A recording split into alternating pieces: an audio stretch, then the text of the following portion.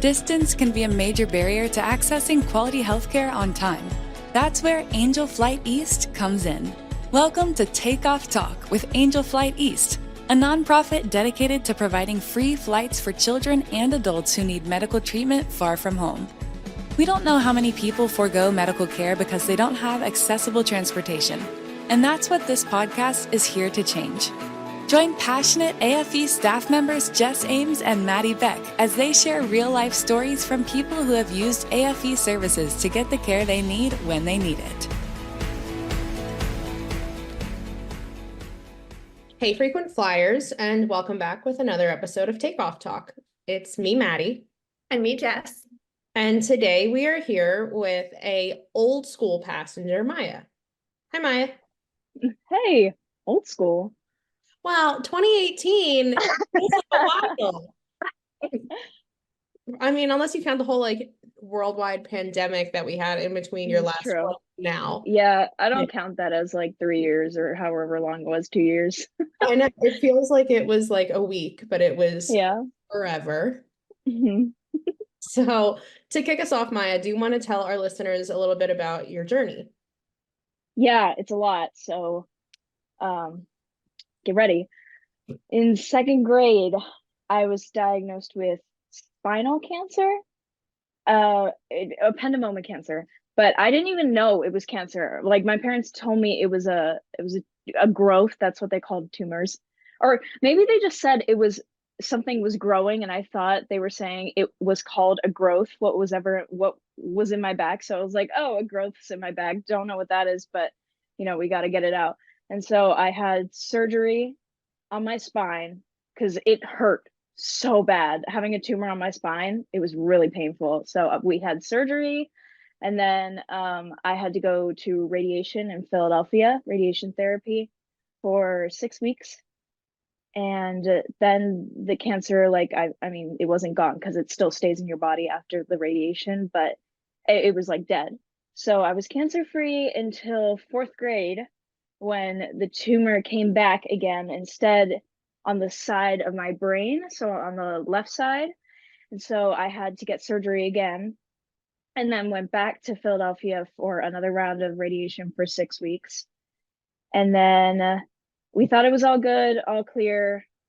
And then fifth grade started showing some unstableness in MRIs, but the tumor's unstableness, it was higher up on my spine.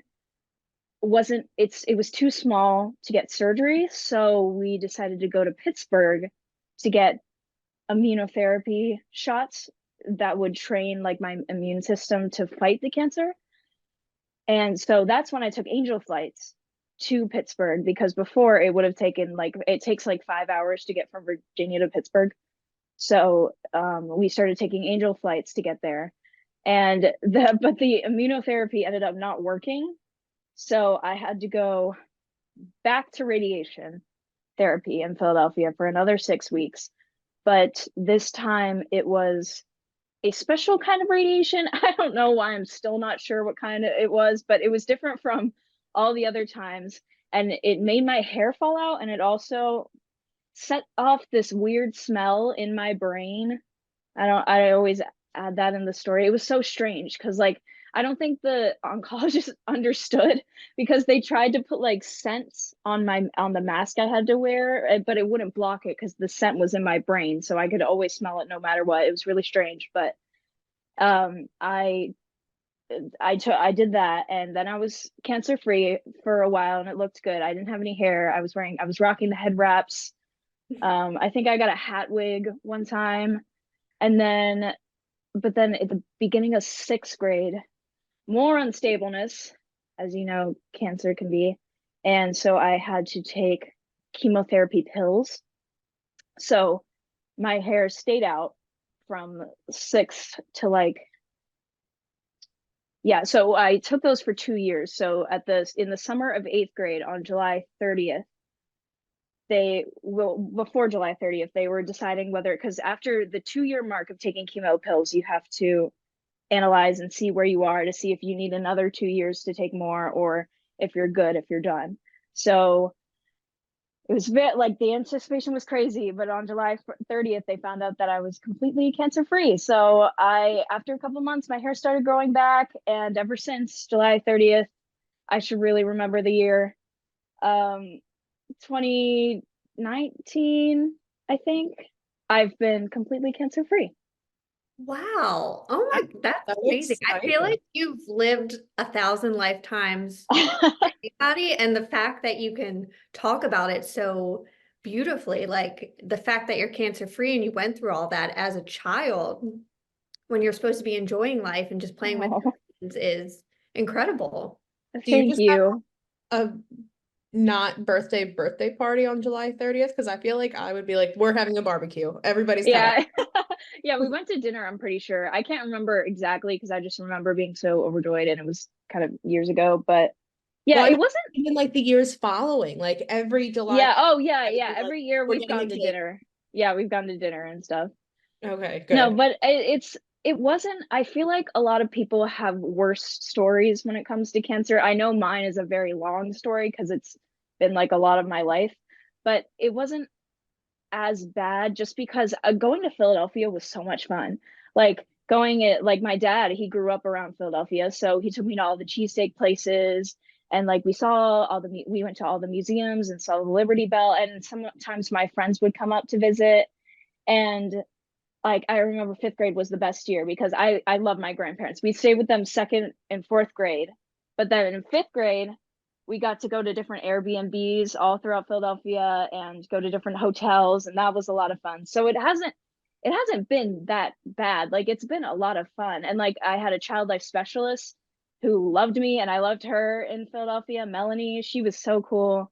The only part that got bad was chemo pills because they made me like the certain type of pills kind of made me depressed, and that was during middle school, and that's the awkward phase and everything. So on top of that, all the hormones and whatever, on top of chemo pills that made me super depressed, that was a hard time. But after that it was good, and before that it was a lot of fun. Like, and not, I wouldn't trade the experience. I wouldn't obviously want to have cancer again, but I wouldn't trade the experiences that I had. Well, that's good to know. Yeah. Out of, do you remember what your favorite cheesesteak place was? Maddie and I have very strong opinions about this from Oh shoot. Florida. Oh, Phillips. That was my favorite. Oh, I don't know that one. Do Yeah. you? Yeah. It was, sorry. Go ahead. No, go ahead. I'm just gonna Google really Yeah, quick. we have to write this down now. It was just on the side of the road. Like I feel like a lot of the I don't know, a lot of the big ones I didn't prefer as much when I was younger. Does It it was just some look, random place, Phillips, I guess. does it look like, oh, come on now, phone. Don't fool me. Yeah, yeah. It was just on the That's side of the the road, one. just like a little place like that. We need to road trip there. All That right was just, then. I don't know, that was just my favorite. I don't know if it would be my favorite now, but it was then. I haven't been to Philadelphia in a bit since, but like then, like Phillips was definitely the top for We will me. check Okay.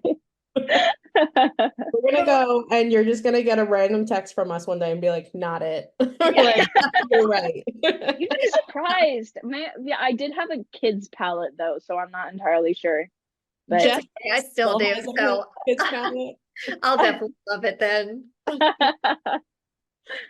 So wait, where did you go for treatment in Philly? Did you go to the CHOP? Did you go to Shriners? Am I missing somebody? No, yeah, I went to CHOP. Okay, very cool. And are Yeah. you still connected to that lady that you mentioned? I think you said her name was Melanie. Melanie, I think I have her number. I haven't talked to her in a while. Whenever we go back, we haven't I think since before COVID, whenever we would go back for a checkup with that one doctor that was there, like we would go one day like a year. And I would see her, but then I started not seeing her because I think she became the head of the whole child Mm, life specialist thing. Uh, yeah. so like she started not working on the days that I would go in. So I haven't seen her in a while, but I think I have her number, unless she changed it. Gotcha. Very cool. So now Yeah. what is your new teenager life like? Your healthy teenager life? Like, are you in sports? Do you do drama? What do you do? You know how you use Yes. TikTok so you can teach us? Yeah. Do we know how to use? Yeah, I mean, You I wanted do know how to TikTok. use TikTok, but it's not like I feel like the year of my generation right now isn't as obsessed with TikTok as maybe like my brothers who's 3 years younger than me. I don't know. That's just me and my surroundings, but I'm also surrounded by a bunch of theater kids because I go to Colgan High School, which is a school for the arts. And Oh, so you can get, so it's like you can be zoned there, but you can also try out and you can be in the theater program or the choir program or the music tech program or the arts program or creative writing or band or orchestra, anything like that. So I tried out because I'm not zoned for Colgan. I auditioned for the theater program, so I'm in that now and have been since ninth grade. So I do a lot of theater. Little Mermaid auditions were supposed to be today, but school got canceled. So so now when you audition, are you auditioning for a certain role? Or no, you're just auditioning to be in. You can like alter your song or monologue to be like you can choose one that would like be like the character you want, but you're not going in there being like, "Hi, I'm Maya. I'm auditioning for the role of Ariel or Ursula or Flounder or whatever." Like you just audition to be in it. okay. And I then think I would be Sebastian. Is that the you be crab? Sebastian. It is the Yeah, crap. that's the crap. And I then think that I yeah, would be, what's the seagull's name? Scuttle. Yeah, I would be Scuttle. Scuttle, can you tap dance? Because Scuttle has a tap dancing number. Oh, I could not, you're gonna but have I would to do add it that to to be your able to be list of Scuttle. hobbies. Positivity. Positivity. That's the tap dancing number. I don't think I'd be a dancer in that part because I feel like acting and singing are my strong ones, mostly acting.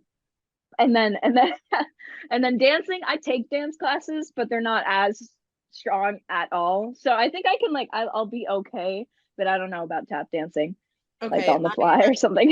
changing my role request. I think I will like to be the statue that falls off the ship into the ocean with the fire. The one that she takes and then The one Triton that she takes destroys. to her trove. Yes, it's Yeah. great. And then I get Creepy, a little exploded halfway through. stalkery. It's fine. Yeah, that's great. You could just be a fish. Like That's I true. You remember, could just be in the background fish. Yeah, I'll yeah, be I the was wave. I'll just like hold this hand like this. oh my gosh. I think they might have waves. Like people at least I think in I did it for Pied Piper in like fifth grade. And I think people were holding like a blue line for waves sometimes. So you Yeah. could do that. That is your calling, Maddie. It In is. case it doesn't work out, you can be the wave holder. Anyway, what Anyway, have your fingers crossed for? I really want to be Ursula. Oh, she's so Oh cool. my gosh. I want to be Ursula so bad. So Kogan is very competitive with acting. Like I feel like if any of us had gone to any other like school that's not for arts and stuff, we would get the leads all the time. But like it's kind of like it's really difficult at Colgan to because everybody's just so talented. And there's tons of people in the theater program. So I'm not banking on getting Ursula, but I just got a voice teacher and she has helped me so much with my song. And I'm really excited to audition. So because yesterday I was like, I want it to be Code Red, but also I'm really excited to audition because I know it's gonna be so good. And I know even if I don't get Ursula, I'm gonna be happy and proud of my audition because of how hard I worked and how much she helped me. So That's awesome. You have to keep us yeah. updated. Yeah, because if Yes. you get Okay. Ursula, we're coming to see it. Even Okay. if we don't get Ursula, we will still manage to find a way. Yeah. No, Colgan's performances are always really good. That's awesome. I love Yeah. that. So do you remember any of your angel flights? Was there a memorable one that you would say stood out to you? Okay, well, all of them, of course, were memorable. I always took, I, I always, so there was this app. So I wasn't allowed to have like Musically or whatever, which was before TikTok. So I got this app called Dub Smash, and so I would film the Karaoke or flights. something. It's like TikTok where you lip sync to something or like have music in the background of your videos. It was just not as popular, so it was Dub Smash, Okay. and um, I would like film the flights and I would film the pilot. And he would wave, and I always did that just to make sure I remembered all of them. But I think one of the most memorable flights was when he let me drive. It was probably on autopilot or something, but he let me put my hands on the steering wheel and pretend to fly, and it was fun. And then another one, I went with my mom. It was a bigger plane than we had ever gone on, and there were two pilots in the front seats, and it was very long, and then we sat in the back, so we had like room to stretch our legs and stuff, and it was pretty cool. So I think those were the two most memorable ones. Yeah, I'm looking at your pilots that you flew with, which your first flight was back in 2017. And all of the pilots that I'm looking at, I'm like, that's a big plane. Yep, that's a big plane. So, Yeah. yeah, you were definitely in style back in those days. Yeah, really. I told my friends about it and they thought it was so cool. I mean, Oh, it was cool, but like I loved bragging to my friends about it. I'm like, yeah, I just flew a plane to Yeah. Pittsburgh. No biggie. You didn't have to go through security or anything. Yeah, it was so cool because like it was only like an hour and a half compared to the 5 hours it usually took. Like it was so much fun. I that's probably have 1,000 pictures just of the landscapes that I took with my little iPad back then. I love I that. feel like I'm trying to picture what we would have to take with us, Jess, when we were that age. The disposable cameras you bought at CVS, and then you develop the film and just keep them in a photo album. Like, what did we do with them? Right, that would get sticky to each other later because it would Yeah. have, like, Or I then don't. upload them to our MySpace profile and hope Oh, our top 8 people saw it. I'm pretty sure I did have like a hot pink digital camera though, where like you would turn it on and the lens would kind of like come out. You know what I'm talking about? Yeah, and you would take them everywhere with you. Yeah. Those were the days when you guys no of pictures ended up online ever. you guys are downplaying my iPad kid life. Listen, back when back in our day, Oh no, the Oh, boomers are right. gonna eat this up. I know. That's No, the why. So I was like, oh no. We had iPod touches. Do you know what an iPod touch is? yes, I had an iPod Touch. Oh good, we're still young and hip ish. Oh, yeah, right. No, people that say young and hip, people that say young and hip aren't young and hip. Oh my. No, Oh, well, no, I didn't have an iPod Touch, but my friends did, and I was jealous. And one of my friends told me that he would give me his old one, and he just never did. So, The yeah, rudest. I You had a know. good DS though, didn't you? I know because mom said Santa doesn't give electronics, so I had to watch all my friends play on their DSs. Oh, that's a good mom. I'm not gonna lie. I think she blamed it on my dad later. But no, when I had to go to treatment for the first time, my aunt got me a Kindle Fire. So that was my thing. I had a Kindle Fire that I played on until the family got an iPad in like fourth grade, and then I took the iPad with me to radiation and stuff like that. There you go. Yeah. That's awesome. So now, is there anything that's beyond memorable about being just a kid who gets to go on an angel flight? Like, were you scared? Were you excited? Were you like, I'm going where for what? What was that like? Oh, it was definitely exciting. I loved going to Pittsburgh because Pittsburgh's awesome. It was always so, like, we stayed at a nice hotel and a Marriott. Yeah, we'd always stay at a Marriott, and I would always be excited to go, except, the immunotherapy shots always hurt a lot. And I have bruises on my legs that are still there. Like and it's kind of like, really? Because they didn't work. And now I have bruises on my legs for nothing. But they're battle scars, so I mean it works. But yeah, I was always excited to go. And it was nice because driving in the car was always so tedious, and I would like miss more school, or I would like have less time to be with friends or anything like that. So it was a lot easier to take the angel flights.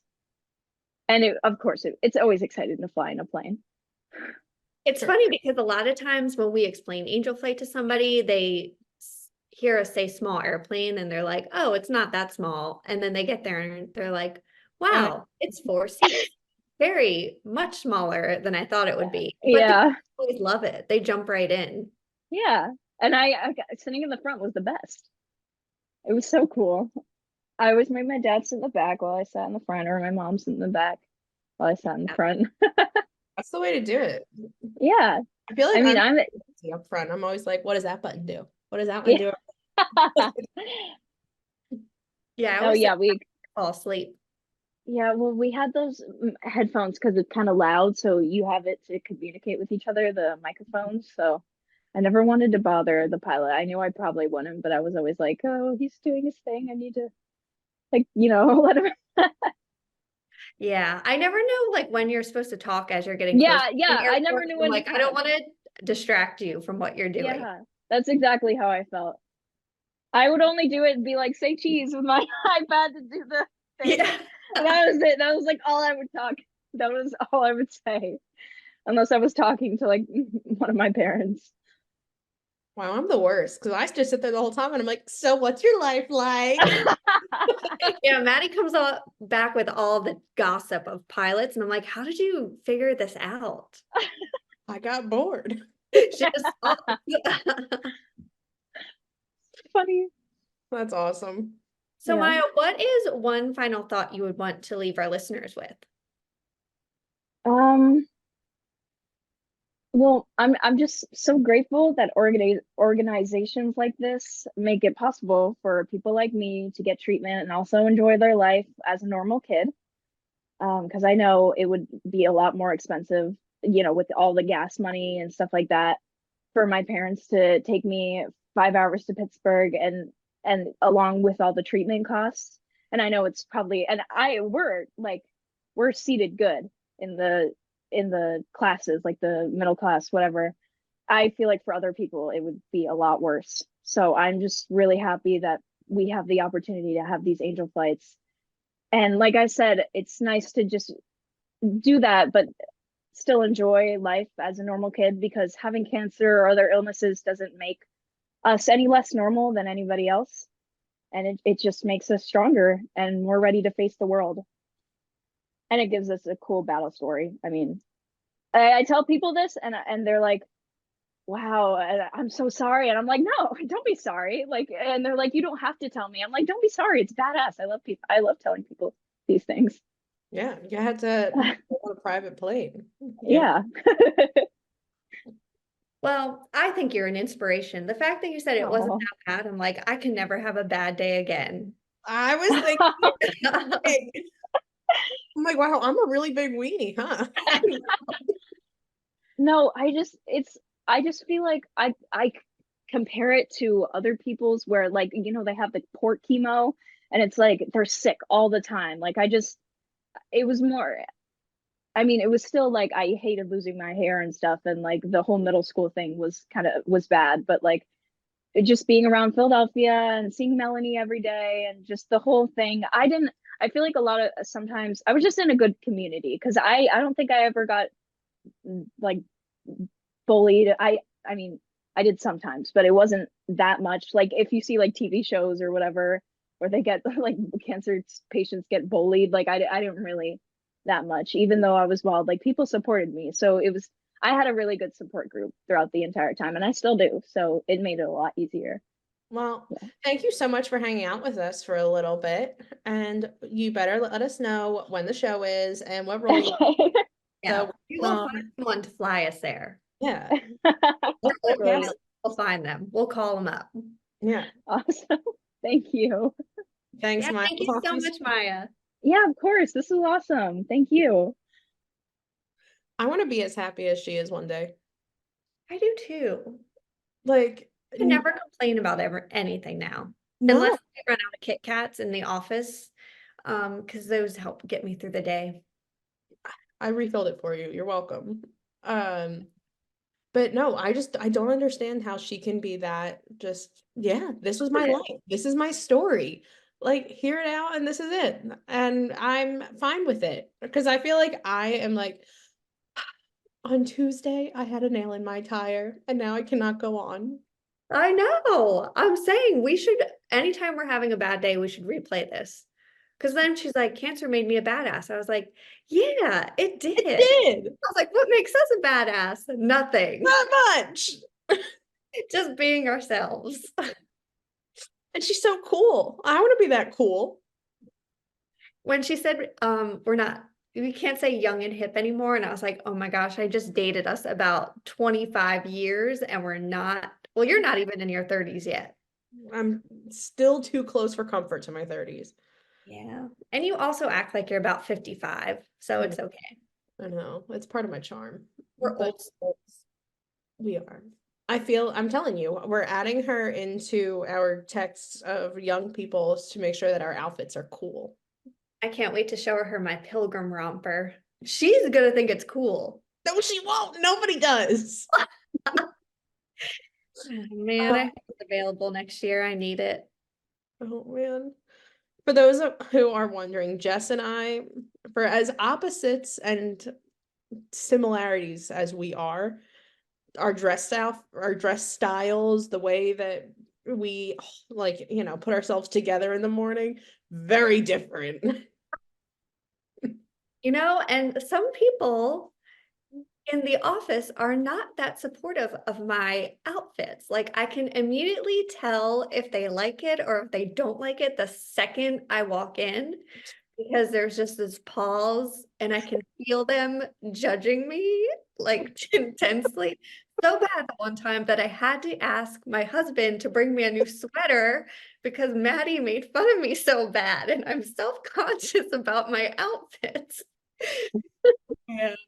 But most of them are great. I have a few bad apples in there that I think will work. And then, some people just have to bring me back down and say, let's not do that again. I just like to keep you grounded.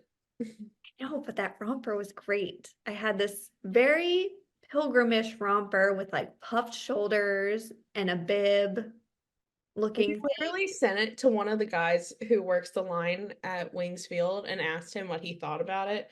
And he asked us if the year was 1482. If that doesn't speak for Jess's outfits, I don't know what does. Now I hope pilots don't come in and judge me. Tom Mellett's definitely going to judge me on purpose. Tom Mellett judges us anyway. But in like the most loving way. Yeah. We know you. On that note, we hope you tune in next week and tune in the summer because that's when all my great outfits really come through. I would stick to the Apple Podcast edition knowing that. Unless you really want to join me on the roast. It's a good one. See you there. Okay, thank you for listening. Bye. That's it for today's episode of Takeoff Talk with Angel Flight East.